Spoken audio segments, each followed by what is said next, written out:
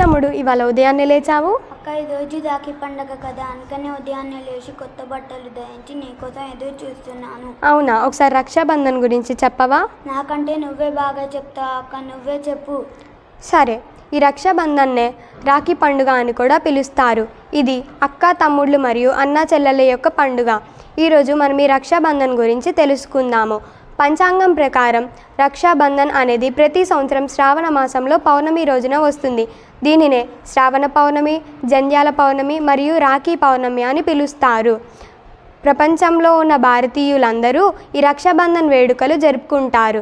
ప్రతి ఒక్క సోదరీమణి తన సోదరులకు రక్షాబంధాన్ని కట్టి ఈ రక్షాబంధన్ వేడుకలు జరుపుకుంటారు. రాఖీ లేదా రక్షాబంధన్ గురించి చెప్పవా?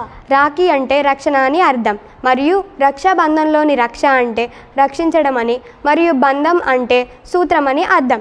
ప్రతి ఒక్క సోదరీమణి తన సోదరునకు రక్షాబంధనాన్ని కడుతూ తన జీవితంలో ప్రతి ఒక్క విషయంలో తన సోదరుడు విజయం సాధించాలని మరియు తన జీవితంలో ఉన్నతమైన స్థానానికి చేరుకోవాలని ఈ రక్షా సూత్రాన్ని కడుతుంది.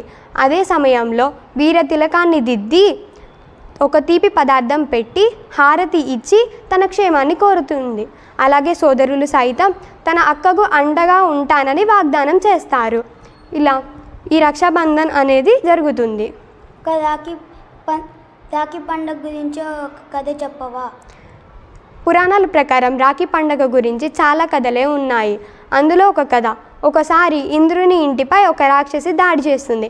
అప్పుడు తన సతీమణి అయిన శచీదేవి శ్రీ మహావిష్ణువుని సహాయం కోరగా, అప్పుడు శ్రీ మహావిష్ణువు నాకు పత్తితో తయారు చేసిన ఒక దారాన్ని నా మణికట్టు చుట్టూ కట్టమని సూచిస్తాడు.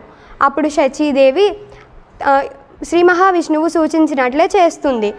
తద్వారా శ్రీ మహావిష్ణువు సహాయం చేసి ఆ రాక్షసిని చంపేస్తారు. తద్వారా ఈ రక్షాబంధన్ అనేది ప్రచారంలోకి వచ్చింది. అక్క నాకు రాఖీ కట్టవా?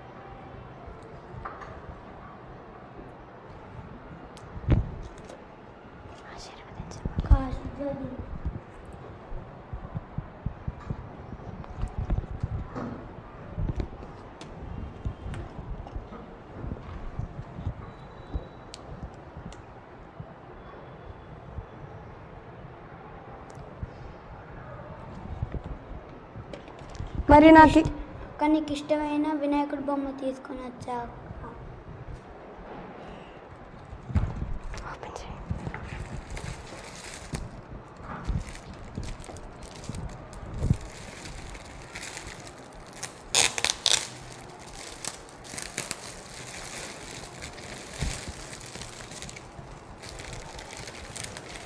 థ్యాంక్ యూ తమ్ముడు.